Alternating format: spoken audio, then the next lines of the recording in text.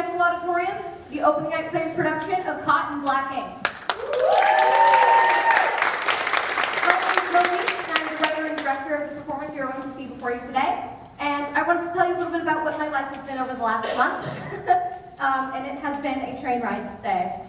So before Christmas break, we had auditions for the show, and shortly after there, we had our read-through, and then we went on break, and we came back, and we had less than 2 weeks to put together what you are going to see tonight.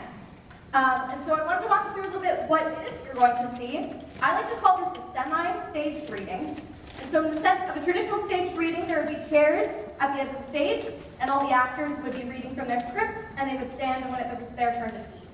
But I wanted to go the extra mile, so we have what's going to be on stage tonight, which is some set pieces and a couple of props. And our actors, of course, will be having their script in hand, but they have all practiced, and so I really hope that you enjoy. But I wanted to set our stage for you a little bit, and you're going to have to help me tonight by using your imagination. 1920s America cued the start of Prohibition, and with that, the start of speakeasies, like our imaginary one here, the Hideaway Haven, which takes place in Boston, Massachusetts. Following that, over here, we have the apartment of one of our characters, and so you have to imagine a wall for me. Thank you. But these are the two different locations that we differentiate between throughout the entirety of the show. And real quick, before I forget, if you see a phone in the house, please return it to the booth. Note from stage management. Going along with that, actors will have scripts in hand, and they will all be in black, and there is black costumes and props.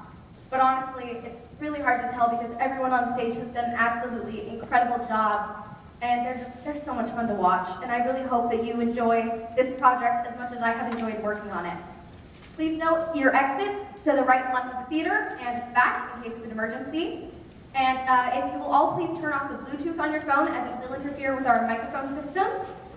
Thank you. You all are very compliant. Thank you. So please do so. And please refrain from videography. We are having our performance recorded tonight. And we're prohibiting pictures. I know that'll be hard for some of you. You, Mom. And also, please note that all of the proceeds from this and all the donations will be being donated to the Trevor Project, and more information about that can be found in the back of the program. I've yammered on long enough, and so without further ado, please enjoy the opening night players production of Cotton Black Ink.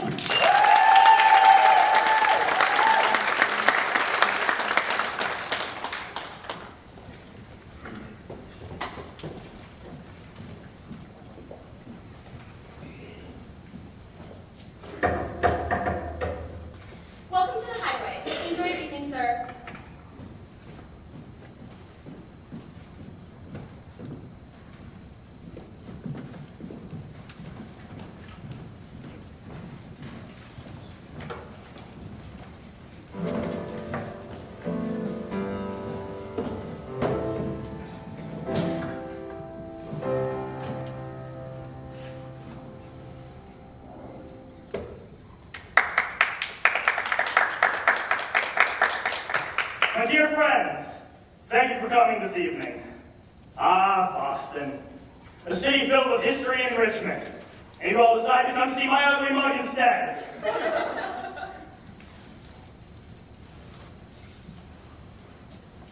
Just about ready? Mr. Rousseau's warming them up for us. That man really does have a thing for talent and crowd work, doesn't he? He really does. What about you? Are you set up and ready? Always ready, pal. Just waiting on you. Sing your heart out for us, will ya? I'll try. You will. But you're not here to listen to me yammer on. You're here to get plastered and enjoy some live music. So without further ado, hand it to your bartender and enjoy the entertainment of my good friend, Irene Beverly.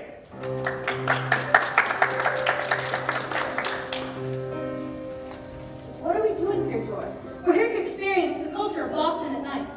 Oh, I already told you. The paper wants us to scope out these places, so as good American people fill up hope we can get a drink after a hard day. Uh-huh. You just want to scope out that singer. Shh, not so loud. How'd you know she'd be here anyways? An old friend. But be quiet, it's work. Doris, is work hot here? I've only been out a year now. They told me back in the summer. We'll be all right, however. Just relax. Sit down, enjoy yourself. Why don't I take over the camera for a while?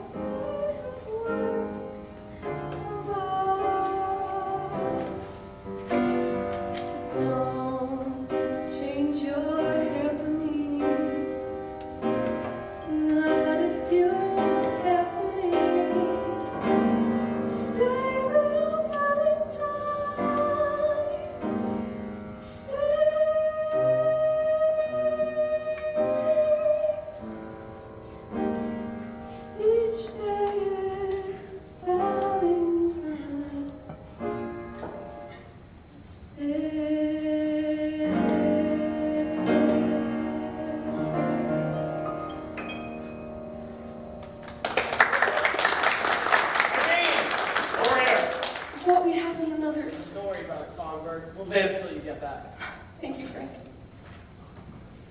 Mr. and Mrs. Clark were just singing your praises. Indeed, live music at Speakeasy draws a much more of a crowd than our gramophone powered Speakeasy does. We have a gramophone. We don't put it to much use until the people are hammered. So where did Oberso find you? Is there a big market for hiring jazz singers? Oh, I'm not a hire.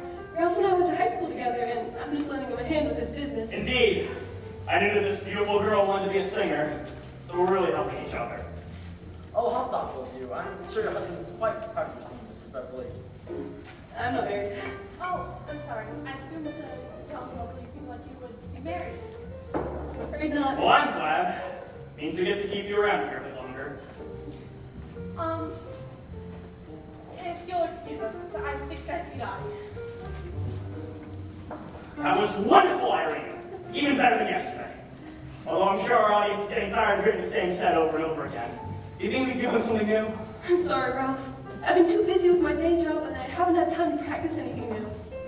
Although, that could be solved if you started paying me. What do you need to be paid for? You make tips, don't you? Yes, but Ralph!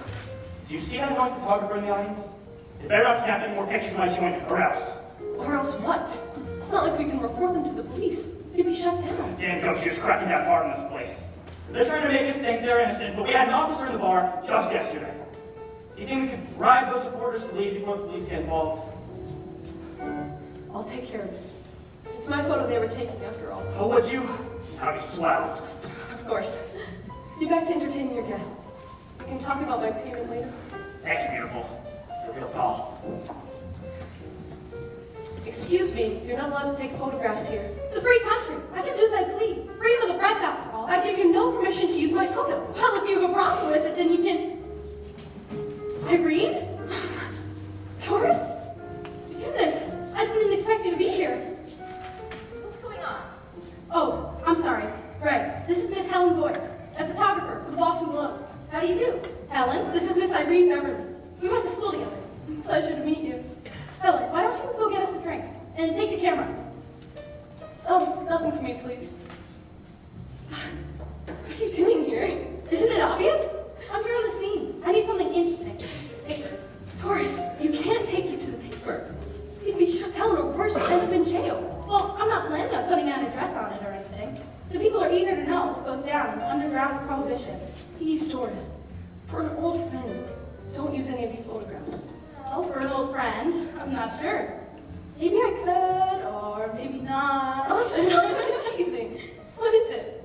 Well, maybe I'll get rid of it. You have a drink with me. For old time's sake? I'm sorry, but even I wouldn't drink this bootlegger booze, no matter how thirsty I get. I never said it had to be here. Why, Miss Doris Greene? Have you been smuggling illegals? What do you say? Why not? After my show is over, we can get out of here. That's my cue. I must go now. I'll be here.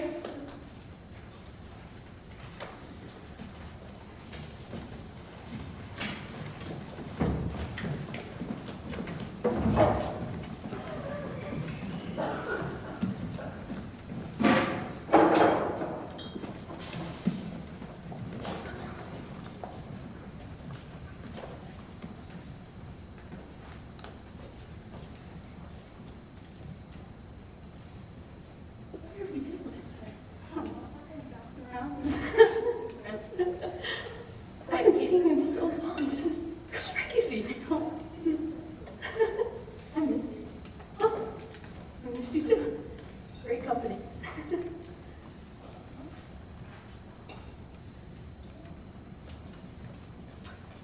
Oh, this is where the great reporter does her work, huh?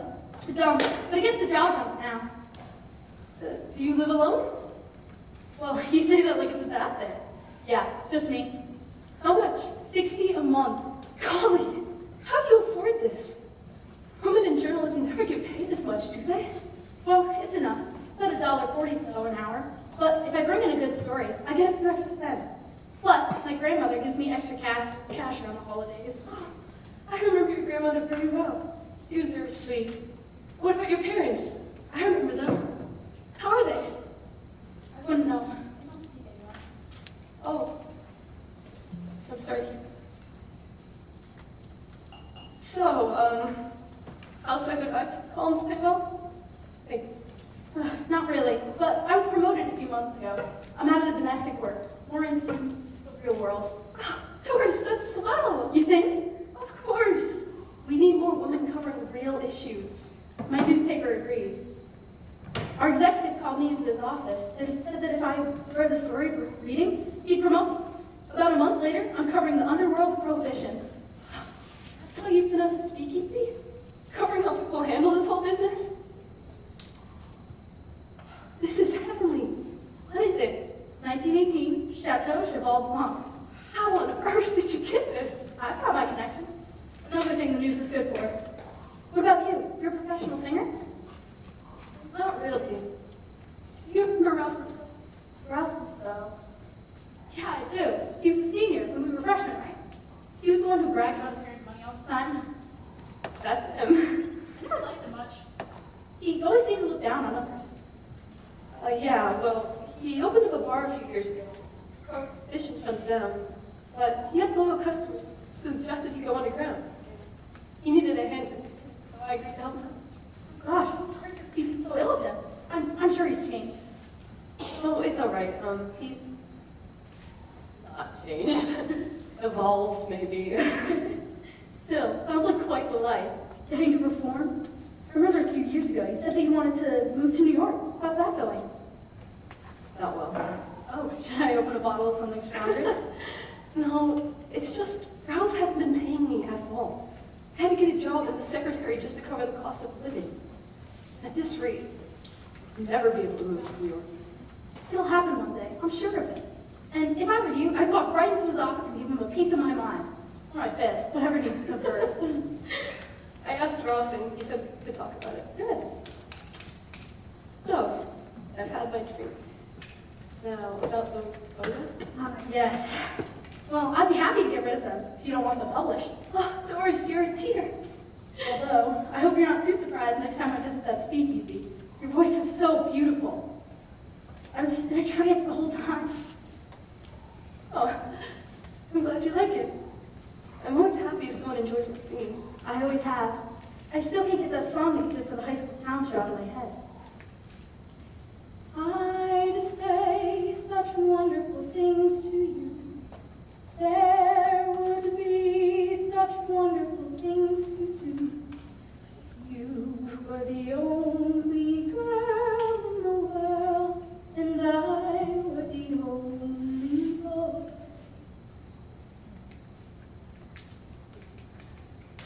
Thank you for the drink. Irene. I have to go. Irene.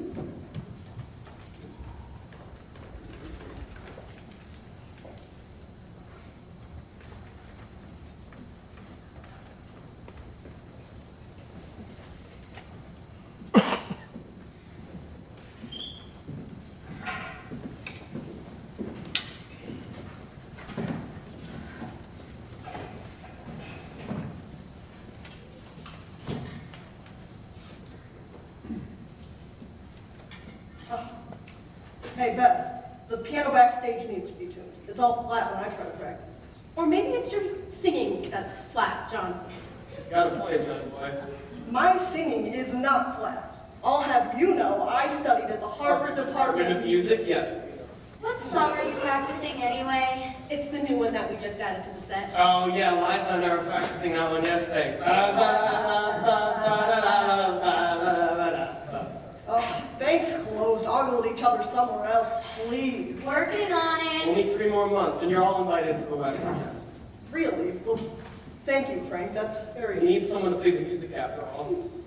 Oh, stop, Frank. Of course you are all invited as guests. Oh, come on. Then we won't have any music. We can hardly afford the chairs for everyone. We'd be happy to play at your wedding if you wanted us to, Frank. Thank you, Beth, but we'll be fine. Whoa, you're super late. Don't chase yourself, John. Don't you have some flat thing to practice? Gosh, who's spitting her cough? Come on, John. You've got a song to rehearse. Got you so long. There was an emergency at the office and my boss was furious and... Oh, I wish I could have just hit him straight in the nose. Well, we're here now. We've got work to do. You're right. Thank you, Frank. John was just telling us about the new song. He and Beth are running it again. Ah, the new song, right. What was it again?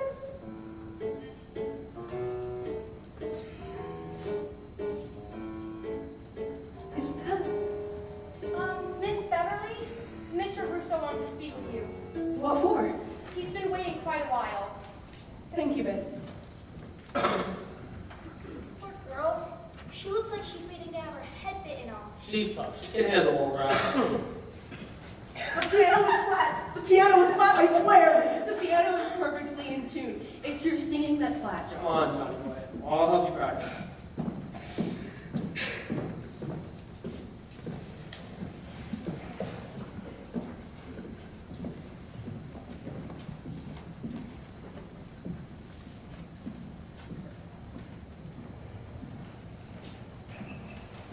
I'm terribly sorry I'm late, Ralph. Work at the office was piled up and I... Ah, there she is. The beautiful shining star. Pardon? I've got a wonderful opportunity for us. I've been tipped off that a very important businessman is coming in tomorrow. He has connections with people in New York. You're pulling my leg. I'm not. This big shot pays for theaters to stay in business. He can pay for us to stay in business. Why of all places is he coming here? His cousin goes a blind tiger a few blocks away. My tiger. That's a new one. It's a speakeasy. I figured. Well, anyway, I may or may not have swapped the addresses, and he'll be coming here instead. Won't he be angry when he finds out? That's where you'll come in. Picture it. This big shot man, exhausted from being on trains all day, steps into our cozy little hideaway. He needs a drink, so he sits at the bar. And just before he realizes his cousin is around, you'll emerge from the curtain, dazzling him with your voice, entrancing him with your beautiful face. Imagine what you could do for this joint. Imagine what you could do for us. 2 tickets to New York City with enough money for a grand house on Long Island Sound. Is this place really worth that much? Not the place, Irene. You. This guy would be paying for you. He'll be so in awe of your voice that he'll demand you come work for him in the city. Golly, do you really think so? I do. I wouldn't have wanted him to come if I wasn't sure he'd want you. Thank you, Ralph. And with your pay, I'll have enough to be stable for a while. My pay? Getting you to stage is my pay. You're not going to pay me? Ralph, you said... I said we could talk about it. I found a solution to both of our problems, and now you're upset about it? None of the others complain about money. They thank me for the opportunity to be able to play their mediocre music for an audience. I'm giving you a chance to be a star. Do you really think that this producer would want to hire any of these untalented bums? Don't talk about them like that. Those are your friends, and they do complain about money. But nobody talks to you because they're scared of you. Don't you see why this is upsetting? Ralph, you grew up with money. You have enough. I know you do. Please, My just... financial status is none of your business. Your business is getting on this stage and being my songbird. Got it? Mr. Russo, Mr. Dermont is on the phone. Thank you, Ben. You know, I'm not upset with you, doll. I still care about you.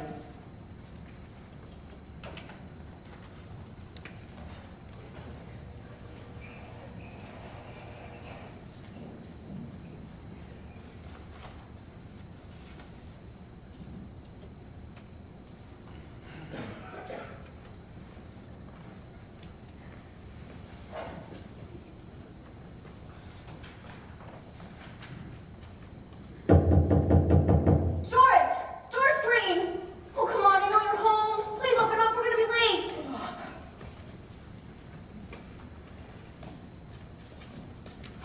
Finally! I was waiting for you at the office, but when you didn't show, I figured I should... God. Doris, what happened? You look balled up. You didn't drink too much last night, did you? Oh, God. I bet the alcohol you drank was made in someone's bathtub. Doris, did you make me drink bathtub water? That's a myth. It's just called bathtub gin because I'm not actually sure what. But it isn't made in an actual bathtub, I think. Doris! Ellen, I'm fine. I'm not hungover or sick or anything. Well, that's good. We can get going then. No, I'm not going. What? But why? I don't think it's a good idea to play speakeasy anymore. But that's the only place we know the password to.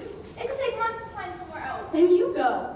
I can't go alone. I don't know how to do the writing part of it. I take pictures. That's what I do. I couldn't write anything. I couldn't talk to anyone. I'd be the mysterious, albeit alluring, stranger in the corner of the bar, not socializing or drinking, because if I drank another drop of that bathtub water, I would probably die. Calm down. I am calm. I am calm. Sorry. It's all right, Helen. I can't go back there because I messed up. I moved too fast, and I don't even know. Doris, what happened? Do you remember what I told you when we first met? Excuse me, did you have this? No. The first time we really told you. First time we really spoke. You asked me about my life. I told you that you wouldn't understand. That I was misunderstood. And you said you were misunderstood too. Oh. Yes. Is Irene... I don't know. I thought maybe all the time we spent together in high school, but I was wrong. I don't know about that. Doris, you're not the first one I've met who's felt this way towards others. And I know I can't speak for Irene, but I saw something in her eyes when she saw you. A light. Doesn't matter now. I still scared her away. I'll go to the speakeasy. I'll work this out, I promise. No, you don't have to do that. Doris, you were there for me when I was released. You got me back on my feet. This is the least I can do to repay you. Ellen? Thank you.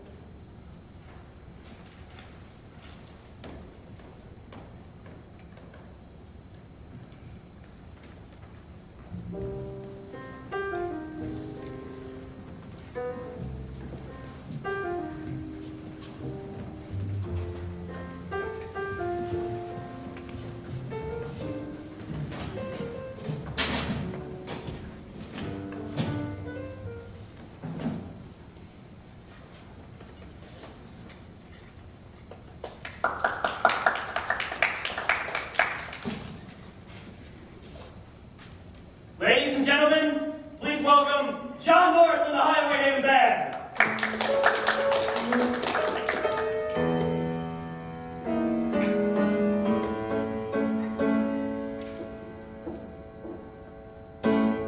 If you were the only girl in the world, and I were the only boy,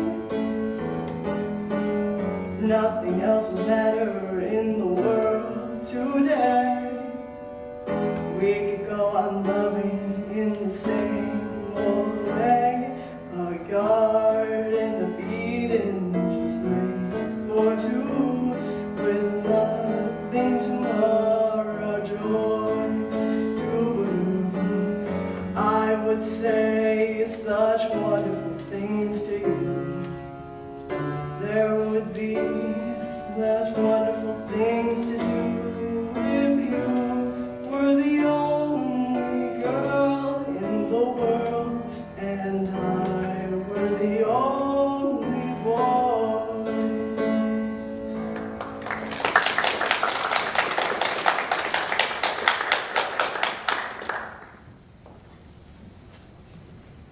Can I get you anything to drink? No thanks. Good call. I remember you. Miss Helen Wood, right? That's right. Quite the show you put on tonight. Thank you. Is Miss Greene joining you tonight, Miss Boyd? More work for the press? She's not. And actually, I came to see you, Miss Beverly. Oh? I'm here on behalf of Doris. She's a wreck, Miss Beverly. It smells like scotch and old laundry. Hasn't even moved from her couch. She's practically an ossified hoarder. Oh. She didn't tell me exactly what happened. Only that you left with no explanation. But I think I can piece a few things together, Miss Beverly. I met many different kinds of women when I was in prison. Yours is the first one I've met. Your story isn't unique. I don't think it's right, but I've heard a lot of people I want that. I don't know what you mean. I went to prison for theft. I was working as an assistant, and I stole money from the safe. No one, not even my family, would take me in after I was released. Too ashamed that their daughter was a no-good criminal. Doris took me in and got me on my feet. She's the one who got me a job at the paper. She's the one who got my life back. I want what's best for her. She didn't come here tonight because of me? Did I ruin the news article? It was never the story she was here for, Irene. I don't understand. All the speakeasies in Boston, Doris picked this one. Irene, we're about to start the next set. Oh, thank you, Frank. Thank you for coming this morning.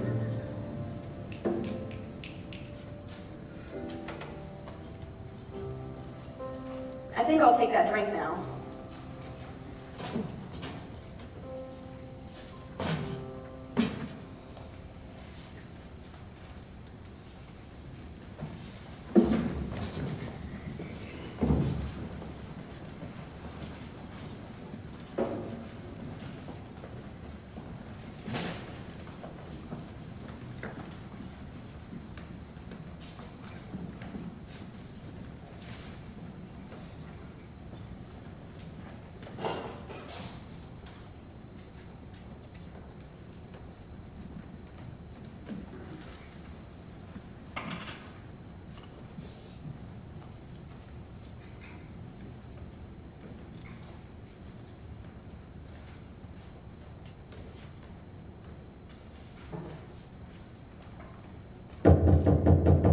Just a minute, Helen.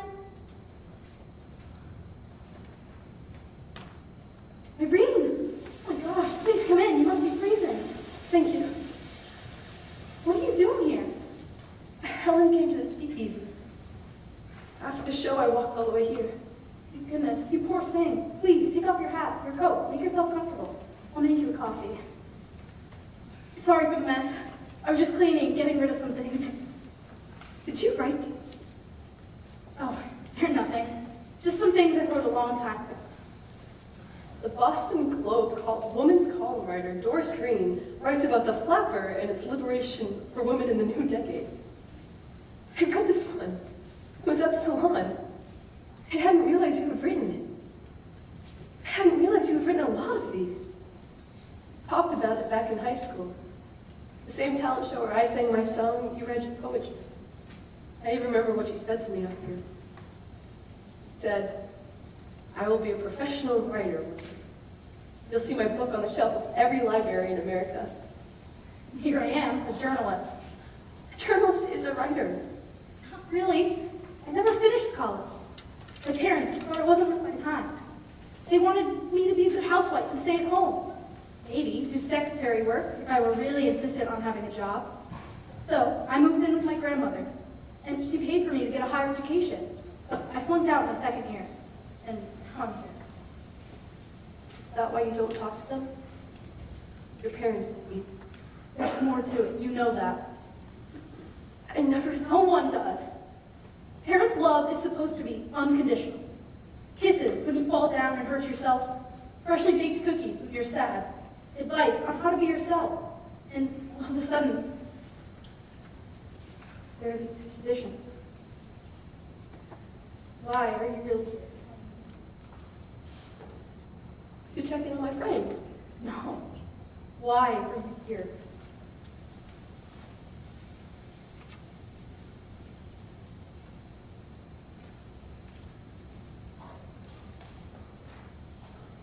I'm sorry. For what? Should have never abandoned you when you were hurting. You didn't know. I should have never. I moved too fast. No. I'm talking about when we were young. I abandoned you. You were struggling. You confided in me, and I pulled away. I pulled away because I was confused and scared, I guess. I don't know. I never thought I would see you again. When you walked into the speakeasy, it brought back all those feelings I tried so hard to push away. And then last night, It's okay. I can't promise I can give you what you want. I'm not even sure what I want. You don't have to. Not now if you don't want to. I won't push. But can you at least promise me that we'll be friends? I promise.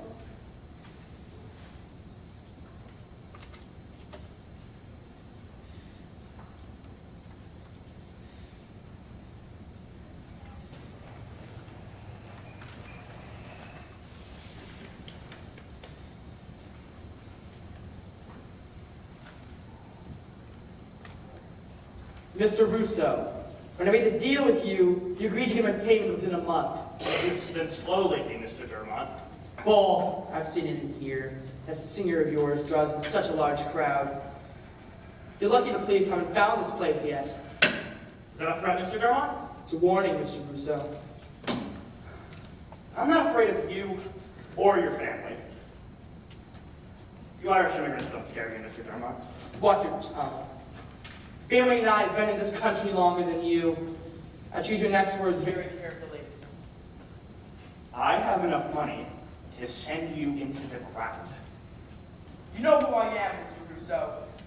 You know which one of us ends up in the ground if this deal doesn't go how we planned. In the game of the rich and wealthy, status overpowers money. It's all about the people you know. And I know people, Mr. Russo. I'll expect my money in the bank by 3 this afternoon.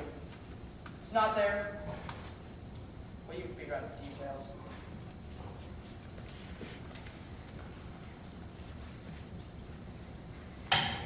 Oh, gosh, I'm sorry, sir. I didn't mean to. It's all right, Dane. Excuse me.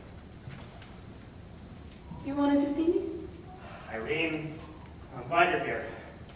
You ran off last night after the show. Where did you go? I had a friend I needed to see. I see. Irene, I wanted to apologize. Oh? I think I understand where I went wrong last night. I misunderstood what you wanted, Irene. You were overwhelmed at my offer of making you a star. You needed a guiding hand.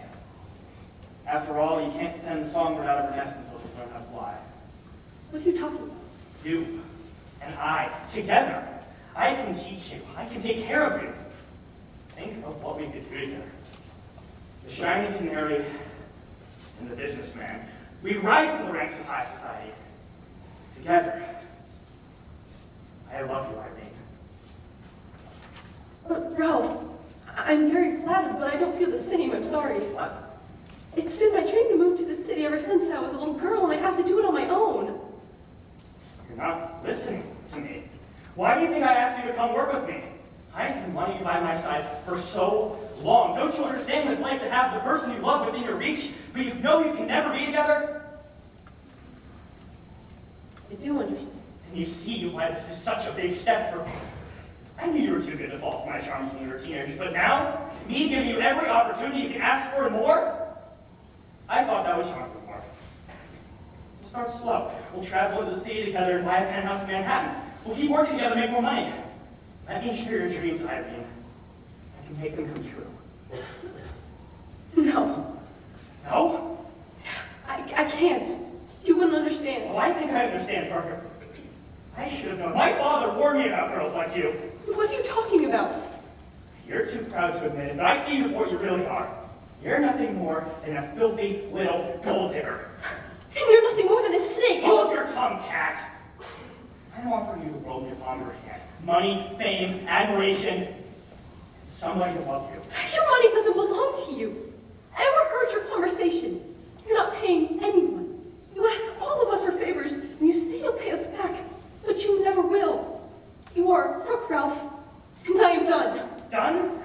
You can't walk away from me. Why not? Why shouldn't I walk right through those doors and report you to the police? They'd arrest you in seconds. The rich don't even be worried about being arrested, Paul. Why don't I give you a choice? You can either stay with me, or I can report you to the police. You couldn't. Not without exposing yourself, too. I've got enough money for a bribe. So you won't pay me, but you'll spend money to ruin me? Latin. You're terrible. No, not terrible. I'm powerful. I've got you wrapped around my finger, dear. So, why don't you go for a walk? Clear your head. By tonight after your show, I expect an answer.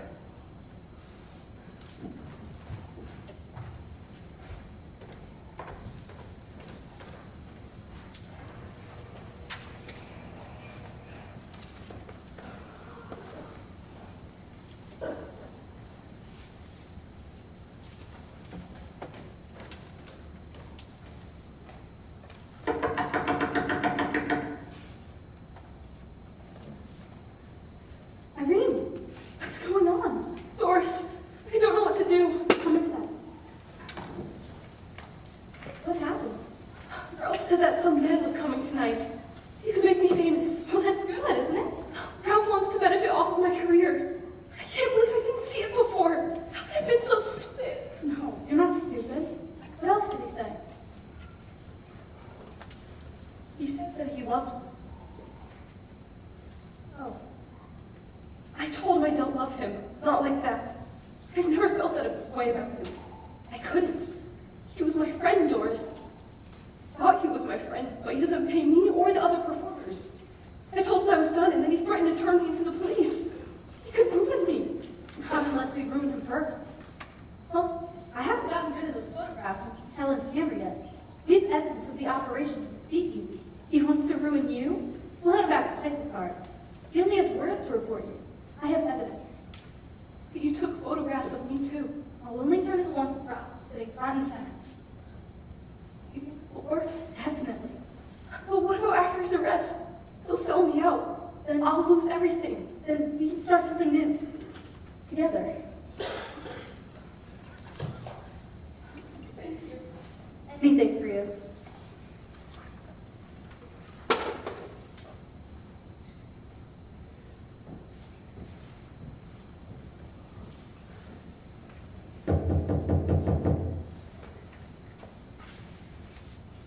It's a policeman. What? Why? What's he doing here? Stay calm. Act natural.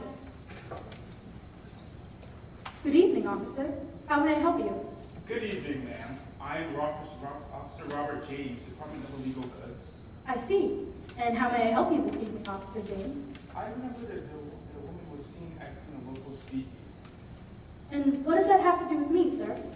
The tip I received leads me to believe that this woman has been illegally selling alcohol at the speakeasy. And sources led to your arguments. I'm afraid you're mistaken, sir. I've been dry ever since the prohibition began. And you have no problem with me conducting an investigation. Step aside. Doris, what are you doing? He finds your stash. He'll arrest you. I bet this was Ralph. He's blackmailing us.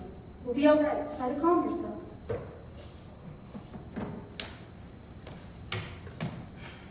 Excuse me, miss. You and I need to have a little talk. Me? It's not her, officer. It's mine. I'm the one selling to the speakeasy. Are you sure? Yes. I can tell you exactly where I hide my other supply, too. No, officer, she's lying. I work in the speakeasy. Don't listen to her. She's just trying to protect me. You can take me away now. Doris! Irene, it's okay. Remember what I told you about the photographs? You can do this. Now go.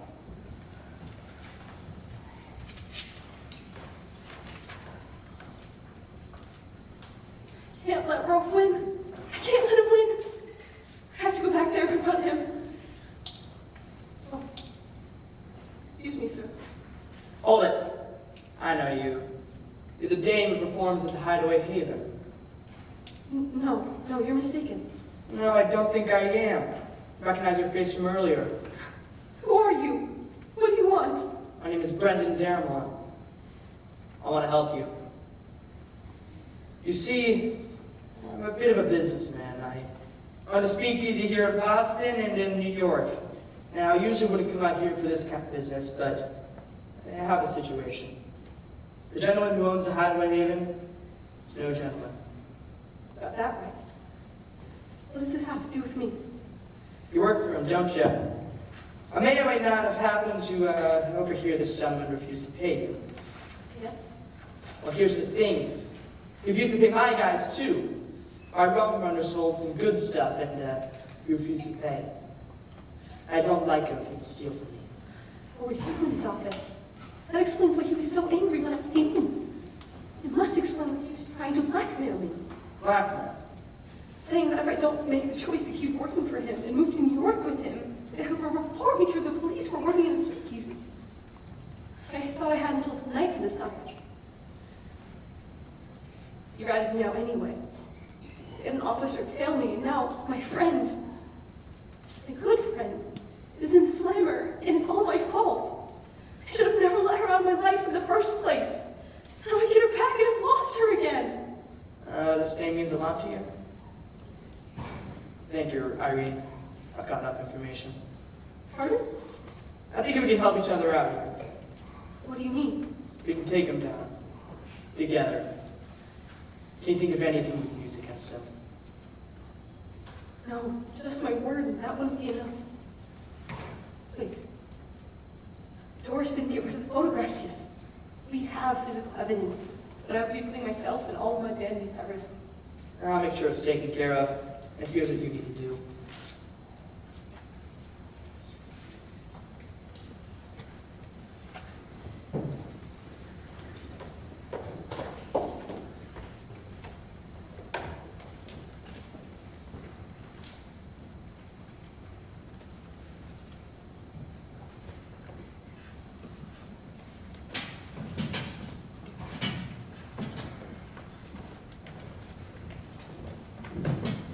Mr. Rousseau, may I present Margaret Goodman? Pleasure to meet you, Miss Goodman. Are we waiting for your husband? I'm not married. Oh, I'm so sorry. I was expecting a Mr. Goodman this evening, the producer from New York. Well, I'm afraid you'll have to make do with Miss Goodman. No, this must be a mistake. Pardon? Well, I mean, I was told Mr. Goodman was a wealthy man, but there's no way that a woman could... It's Rousseau, isn't it? Yes, ma'am, Ralph Rousseau. You'd better start picking your words wisely, Mr. Rousseau. I've come all the way from New York to see my cousin, only to realize that I've been lured into a trap into a completely different speakeasy across town. If you want me to stay in this miserable place and give you a charitable donation, then I suggest you stop smacking your gums and wasting the air that the rest of us need to breathe around insufferable people like you. Yeah. Betty, get back to work while I make our guests comfortable. No. Excuse me? I said no. I'm tired of being the assistant of a cab. I quit. Betty, please, you can't leave me. I bet that's not the first time he's said that to a woman. Start treating the women in your life with more respect and take whatever intolerance you have and shove it up yours. Good day, sir. Miss Goodman.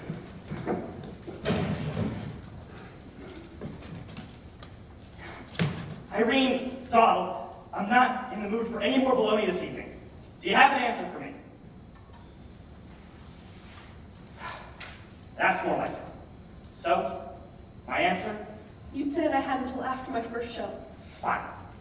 But if my answer is no, you're finished. Got that, doll? Irene! Thank God I caught you. What's going on? Any news? Is she all right? Doris is fine. That rich friend of yours got out early this morning. They're on their way. Thank you, Helen. I brought these too. Mr. Dermott said you need them. You're a darling, Helen. Thank you. Any more news about what Mr. Dermott has planned? I'm afraid not, but be ready for anything. Irene. I should get going. Good luck. Frank, why aren't you getting ready for the show? Because none of us are performing in the show. Oh, why? Because if we do one more gig without getting paid, we starve. I've got kids to feed. And we have a wedding to save for. And John needs voice lessons. The point is, we aren't going on tonight and neither should you. You don't understand. I have to. Irene, if just one of us goes on tonight, Ralph wins. I have to. You're on your own. None of us will play with you. Hey, please, you don't understand. Have a good show, Irene. Frank, please. I need you. One last show. And then you can all go, please. Frank? One last show.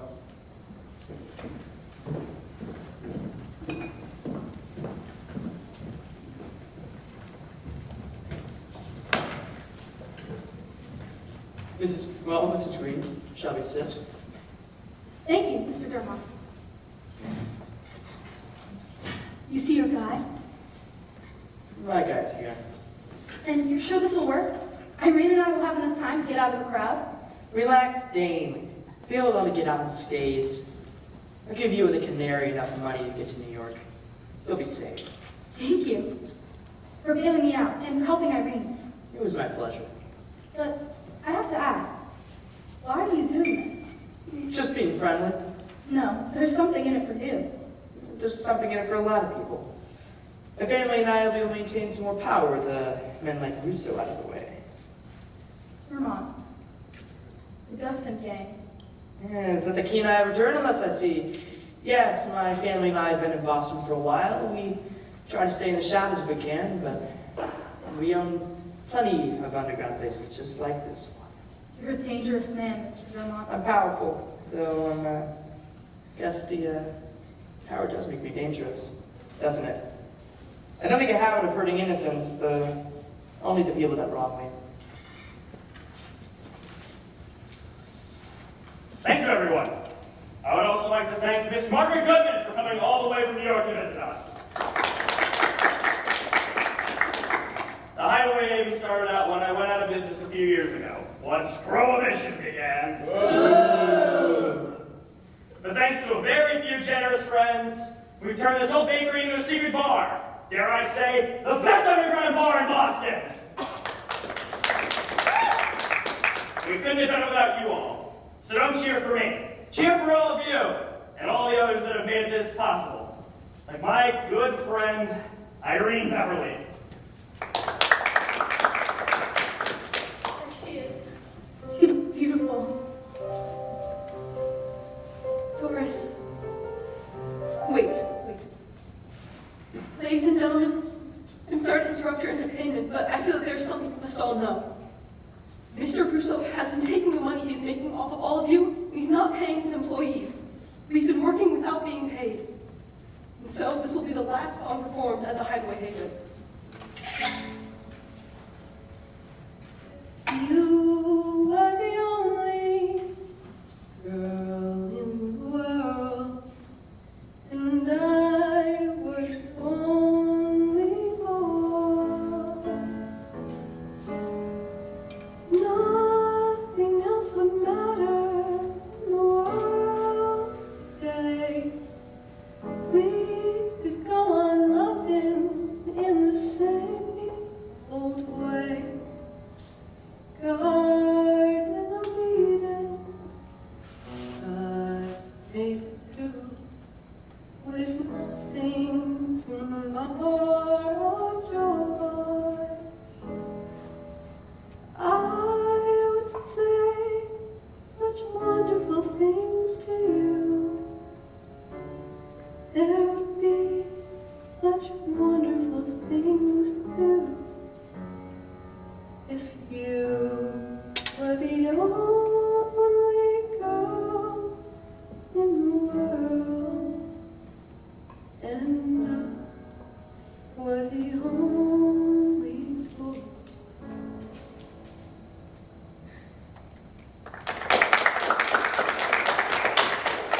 What are you doing? You're embarrassing yourself in front of Miss Goodman. Ladies and gentlemen, I promise you that I treat all of my employees with the utmost respect. Miss Goodman, I can assure you that this is not the kind of establishment we run here. Oh, I know that it's not. That's because I would be Detective Margaret Goodman at your service. If you don't want to go into slammer for being caught in a blind tiger, I suggest you leave now. I'm shutting this place down, Mr. Russo. How did you find this place? That would be me, Mr. Russo. You should consider yourself lucky. I'm doing you a service. A few years in slammer is nothing compared to what I would do. Oh, cool it, Brandon, or I'll have a reason to lock you up, too. You, rookie, take Mr. Russo here, and I'll finish business up. Yes, ma'am. Irene, come on, fella, you know I wouldn't have done it. We're friends, right? You foolish girl! I could have given you everything! Everything! I don't understand. Mr. Vermont, your guy was a lady police officer? Indeed. Margaret here is my cousin, and we have a bit of an arrangement. I help her crack down on these other speakeasies, and she turns a blind eye towards me. That's unlawful. Let me tell you something, doll. We're rich. Don't have to worry about being arrested. Have a good day, folks. Let's go now. Swan. Sorry, Doris. No, we're past that now. No apologies. No, not for this. Or not telling you how I felt. Not realizing it sooner. You don't need to apologize. In the world as it is now, we can never truly know who we are. But we have enough money to get to New York, so why don't we start over? I would like that. Let's celebrate. Drink on me.